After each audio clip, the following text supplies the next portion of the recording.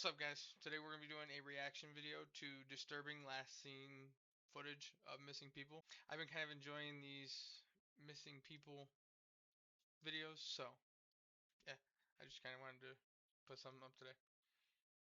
Hope you guys enjoy, and see ya. On the evening of December 7th, 2000, Trevor Deely went to his office's Christmas party at a nightclub down the street from the Bank of Ireland in Dublin, where he had been working in the IT department for about a year. Upon leaving the party at 3:30 a.m., Trevor couldn't get a ride back to his apartment due to a massive taxi driver's strike, and his only option was to walk home through an area notorious for crime and gang violence. It was a 20-minute walk home, and since the bank was pretty much just up the street, Trevor decided to make a quick stop at his office to grab his umbrella before walking home in the rain. Strangely, the bank's CCTV footage shows a man dressed in black standing behind one of the pillars of the bank's gate. The man can be seen standing there for almost half an hour before Trevor arrives.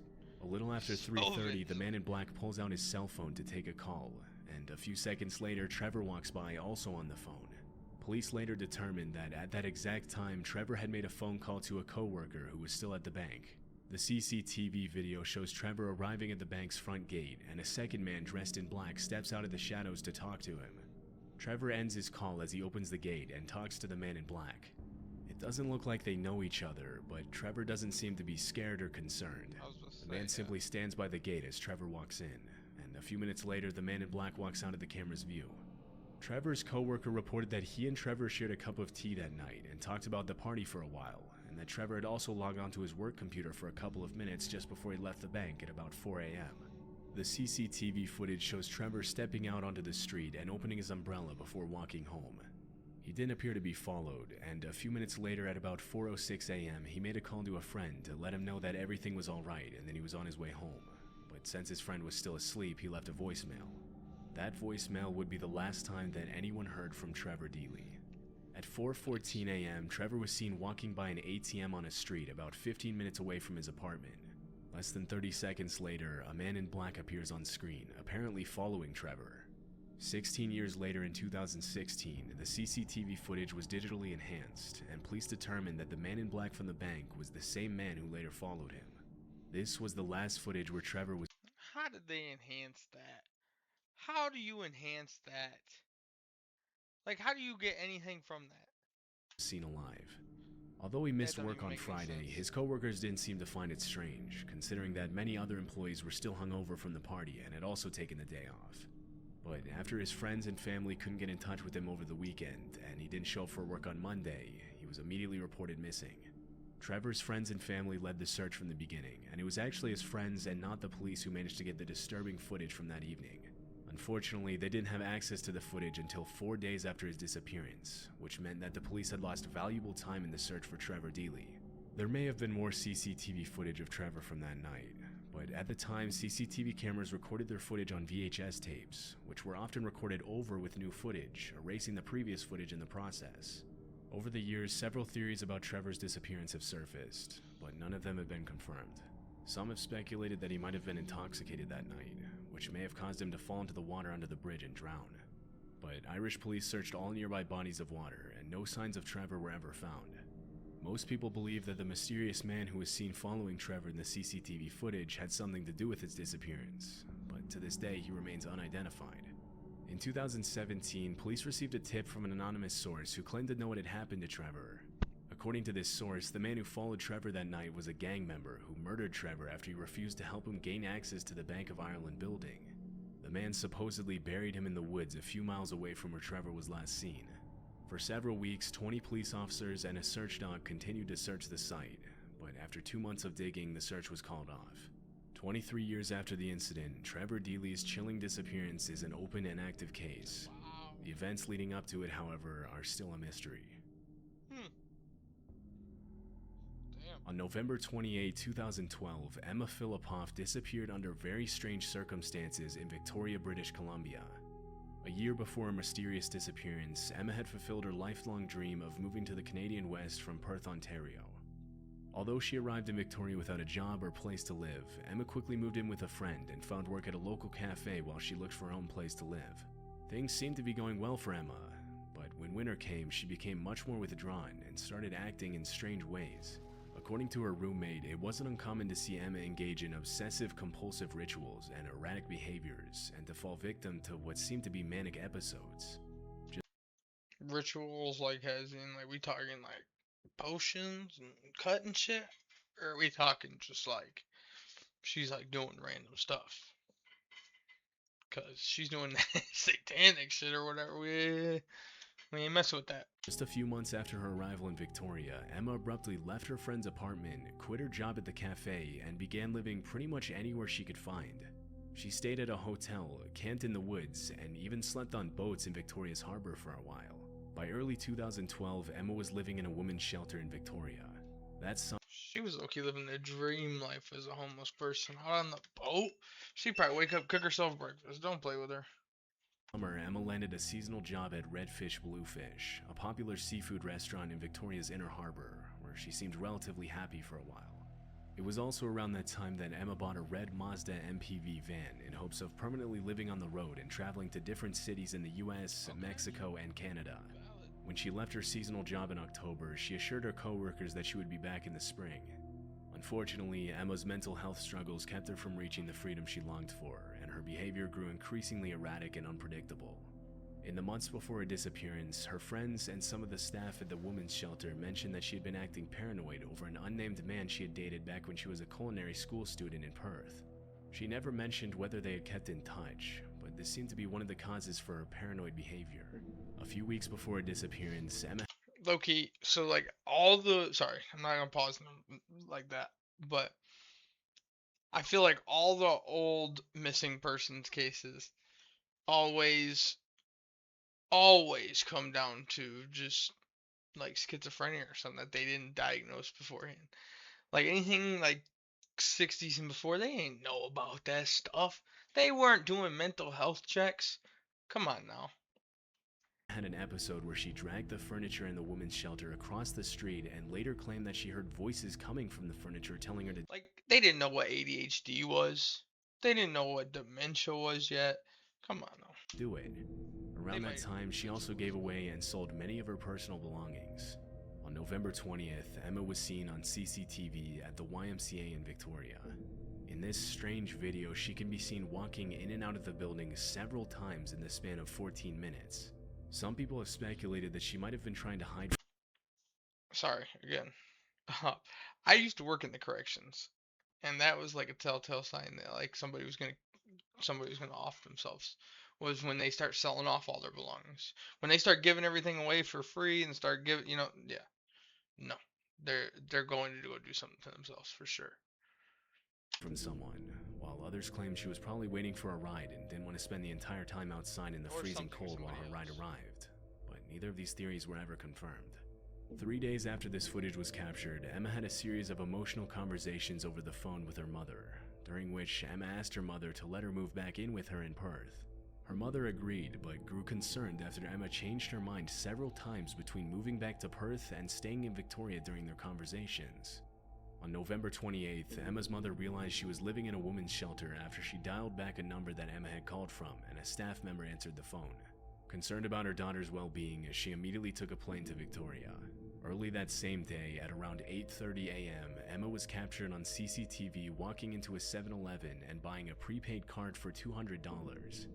Later that afternoon, she went back to the 7-Eleven to buy a prepaid cell phone, which she never activated. The video shows Emma repeatedly looking out the window and hesitating before leaving the store, as if she was trying to avoid someone on the outside. Her paranoid behavior suggests that she might have been followed or threatened, but this was never confirmed. But she had mental issues. Finally leaving the 7-Eleven, she arrived back at the shelter at about 6 p.m. to find out that her mother was on her way to pick her up and take her home. Upon hearing the news from a staff member, Emma rushed out the front door and took a cab to the airport. A few minutes later, though, Emma cut the ride short by telling the driver she couldn't afford the $60 ride, even though reports mentioned that she had had over $2,000 on her at the time. Dennis Quay, an acquaintance of Emma, later ran into her at a crossing outside the Empress Hotel at around 8 p.m. She was barefoot, and according to Dennis, she seemed extremely agitated and refused to cross the street. Emma's paranoid behavior led Dennis to ask her if she was being followed, but she assured him that she wasn't. Not knowing what else to do, Dennis called the police to tell them there was a dazed and distressed woman walking barefoot in front of the Empress Hotel. A few minutes later, Victoria police arrived and spoke to Emma for 45 minutes. Somehow, the officers decided that she was not a threat to herself or anyone else, and they let her go. That was the last time anyone ever saw Emma. 3 hours after she was last seen, her mother arrived at the women's shelter to pick her up, but Emma was nowhere to be found. After her mother reported her missing, the search for Emma Filipoff began. The following morning, investigators found Emma's red Mazda van in the Chateau Victoria Hotel parking lot, where she had paid to get it towed 3 days before her disappearance on November 25th. Inside the van were all of Emma's belongings, including her laptop, passports, a pillow, and clothes, indicating that she might have been planning to move back to Perth or run away. Unfortunately, this is where Emma's case went cold, except for a few mysterious tips. In 2014, a man in a green shirt walked into a convenience store in Gastown, about 75 miles north of Victoria.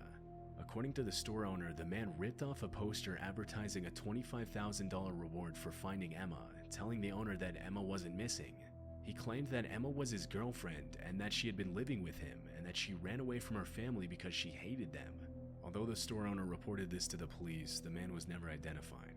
4 years later, in 2018, almost 6 years after Emma's disappearance, another man confirmed that he had seen her on the morning after her disappearance, claiming that up until then he hadn't made the connection that the woman he had seen was Emma. According to the man, Emma was standing on the side of the road, barefoot and soaking wet, looking nervous and paranoid as she asked the man for a ride. She claimed she was going to visit a friend in Colwood, about 10 miles from Victoria.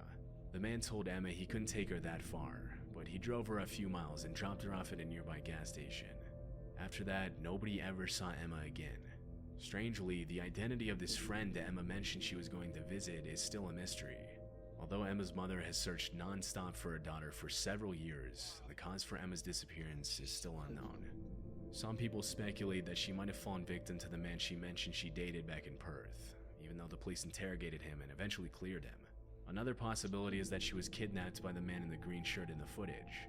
Due to Emma's mental state in the weeks leading up to her disappearance, other people think that her mental health struggles might have gotten the best of her. 11 years later, and police still don't know whether Emma even left the island in the first place, or if she's still out there somewhere. The haunting disappearance of the Jameson family in 2009 gained public attention and media coverage after some disturbing footage of the family was found by police. In 2009, Bobby and Sherilyn Jameson lived with their 6-year-old daughter Madison in Eufaula, Oklahoma. Although they lived what appeared to be normal lives, the Jamesons' marriage was a rocky one, and police have long tried to figure out if their difficult circumstances were somehow tied to their disappearance. Around the time of their disappearance, the couple had been dealing with financial issues.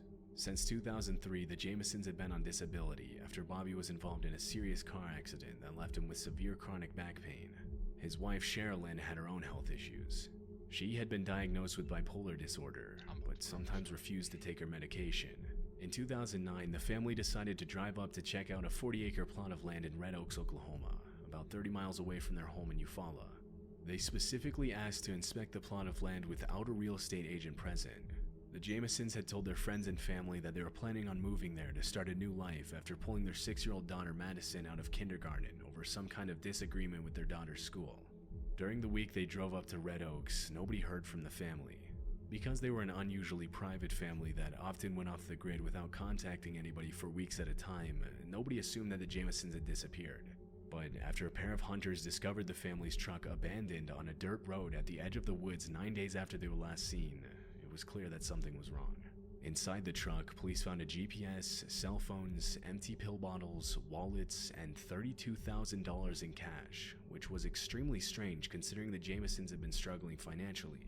Disturbingly, the Jamesons' dog was found alive in the truck, dehydrated and starving after spending days in the locked vehicle.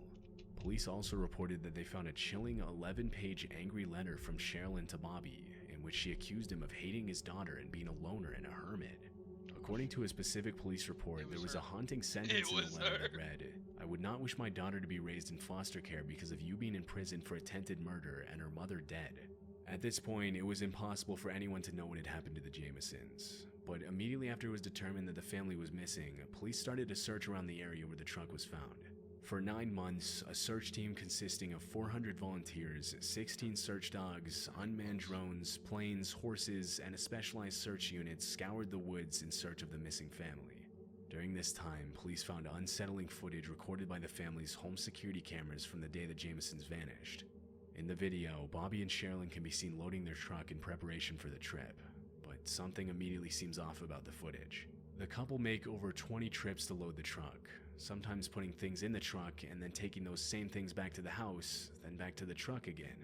A few times, the husband and wife even walk from the truck to the house and back again without carrying anything in their hands. Strangely, the couple change clothes several times throughout the video, and it's hard to tell exactly with the low frame rate of the footage, but they seem to not interact with each other a single time.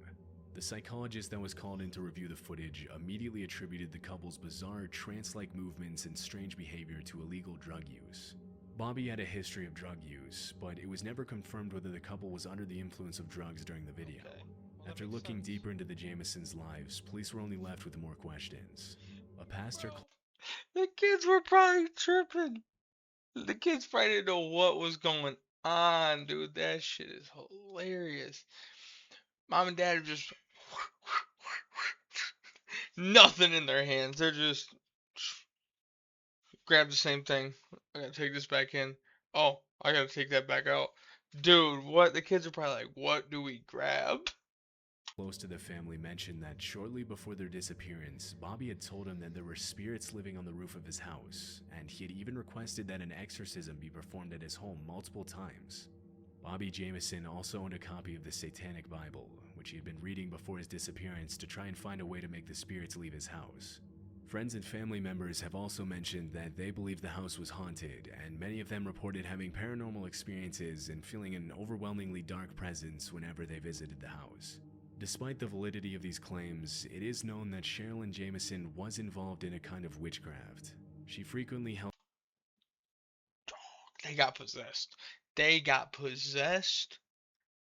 They got possessed. seances at her house and often That's spoke what about her supposed paranormal experiences. Sherilyn owned cats, and after they died, she suspected that her neighbors had poisoned them, so she spray painted the words, "Witches do not like it when their cats are killed," on a large metal storage container on the Jamesons' property. The mystery around the case continued to grow, but it wasn't until November 2013, 4 years after the Jamesons' disappearance, that two deer hunters stumbled upon the skeletal remains of two adults and a small child, about 3 miles from where the family's truck had been found 4 years earlier. Because the bones were heavily decomposed, it wasn't until 8 months later that forensic investigators were finally able to confirm that the skeletons belonged to the Jameson family. Due to the state of the skeletal remains, the cause of death couldn't be determined. With so many disturbing events and unsettling circumstances leading to the family's disappearance, many theories about what had happened to the Jamesons began to surface. Police began by investigating Bobby Jameson's father in connection with the murders. Less than 6 months before the family's disappearance, Bobby had sued his father for $10,000 for making him work unpaid at his gas station, promising him that he'd give his son a stake in the business in the future. After his father sold the gas station and refused to pay him, Bobby started a lawsuit against his father. But things took a dark turn, and Bobby had to get a restraining order after his father threatened to kill him and his family multiple times. Even though Bobby's father was a known meth user and was involved in criminal activity, police concluded that he was not involved in the family's death.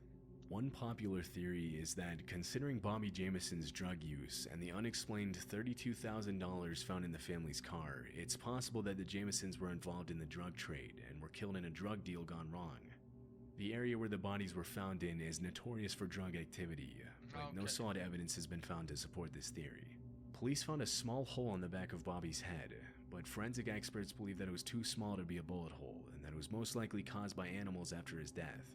Other people have speculated that the Jamesons could have been involved in a cult. The strange symbols and cryptic writing that was found on the family's truck seem to support this idea, and Sherilyn's own mother claimed that her daughter was on a cult's hit list for some unknown reason.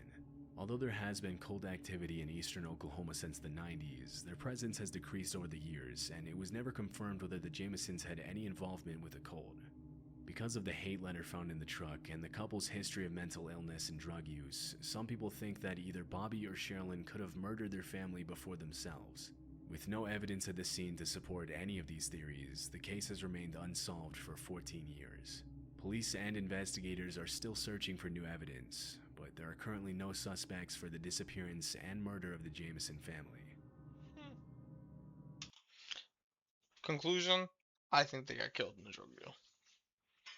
You know, because possession was a thing for a second, and then, well, first it was like maybe they're just in psychosis, you know. Then it was like, okay, yeah, they're just high. Then I was like, man, they might have got possessed for real. But it's a drug deal gone wrong. Exactly what happened. Drug deal gone wrong. They had $30,000 and however much drugs in the car. Drug deal gone wrong. 1,000%. On the evening of Wednesday, July 29, 2015, Stephen Mackerel went out with his brother and some friends to Lucky's Tavern, a popular bar in downtown Fort Lauderdale, Florida. Stephen's brother left the bar at 11 p.m. to go to work the next morning. When he noticed Stephen was intoxicated, he told his brother to go home and drive safely. But the night was still young, and at around 1:30 a.m., Stephen and his friends left the bar and agreed to meet in the parking lot of a nearby Walgreens to plan their next move. But Stephen never made it to the Walgreens, and his friends never saw him again. Stephen lived with his parents and worked as a professional poker dealer at a casino in Hollandale Beach near Fort Lauderdale. When he didn't come home the next day and didn't show up for work the day after that, his family knew something was wrong. Police reported that there were several surveillance systems in the area where Stephen was last seen, but they said it might take weeks before they could gather the relevant footage. In the meantime, investigators interviewed the friends and family members who had last seen Stephen. Thinking that he might have gotten into an accident due to his intoxicated state, police conducted searches in many different lakes and ponds, but nothing important was found. The search became even more complicated when investigators learned that Stephen's phone battery had died at the bar. Because the phone was never turned on after that night, it was impossible for police to use the phone to locate Stephen. At the time of his disappearance, Stephen was 25 and had a 1-year-old daughter and a long-term girlfriend he had plans to marry. And his friends and family claimed that he was not the type of person who would voluntarily walk out of his life and just vanish with no explanation. Unfortunately, some of the footage that was found during the investigation suggests that Stephen's disappearance was not at all his choice. 2 weeks after he was last seen, police discovered that Stephen had used his credit card at a gas station in Pompano Beach about an hour after he had left the bar. It was about a 15-mile drive from the bar to the gas station, and nobody understood why Stephen had even taken that detour in the first place. The surveillance footage from inside the gas station shows Stephen entering the store at 2:26 a.m., appearing to be intoxicated as he stumbles around the store, shopping for snacks. Hammered. His behavior doesn't seem to bother the store owner, and less than a minute later, he walks to the counter to pay for the snacks with his credit card. For a few minutes after that, Stephen had a casual conversation with 2 young women who were inside the gas station, but this happened out of the camera's view. Nearly a week after the initial footage was revealed, police obtained additional footage of Stephen that completely changed the course of the investigation. The CCTV footage shows Stephen standing next to his 2013 white Ford Fusion in the parking lot. He seems to get into some sort of altercation with the driver of an unidentified silver sedan, and as the silver car pulls away, Stephen takes a step back and throws what appears to be his drink at the driver. He gestures with his hands at the driver as he gets into his vehicle, and 3 minutes later, the silver car circles back into the gas station, this time pulling right behind Stephen's car. The driver's intentions are unknown, but as soon as Stephen pulls away in his Ford, the silver sedan speeds after him. This was the last time Stephen was seen alive. All police knew about the driver was that he was an African-American man who had walked shirtless into the gas station store a few minutes before the incident, but was never identified. For 8 years, Fort Lauderdale police have been searching for Stephen's car. His license plate was never scanned by any license plate readers, indicating that he never left the Fort Lauderdale area. Search teams have combed through over 20 bodies of water looking for the car, but nothing has ever been found. Disturbingly, during the searches, almost 20 other vehicles have turned up in nearby lakes, ponds, and canals, including stolen vehicles with bullet holes, but nothing relating to Stephen's disappearance, not even a clue. As of 2023, detectives and investigators still have no idea if Stephen was involved in an accident, or if he became the victim of something much more sinister.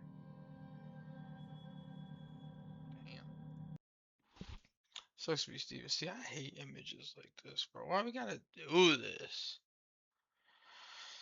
Anyway, hope you guys enjoyed. That was kind of just something random. I kind of just wanted to put up something. I'll be doing some gaming videos soon. Be getting a new mic soon and new camera soon. We got big things to come. Hoping you guys enjoying so far. The interview with Dami Baby's doing pretty well, so we're liking that. I like that. It's got about 20 views, so you know. But yeah, that's gonna be it. Hope you guys enjoy. Stay safe. Love y'all. I got a gun, her and my family depending on me. I've been up 40 days and 40 nights. Hell no, I ain't getting no sleep. I work my ass off and these dudes mad. I know they be gunning for me.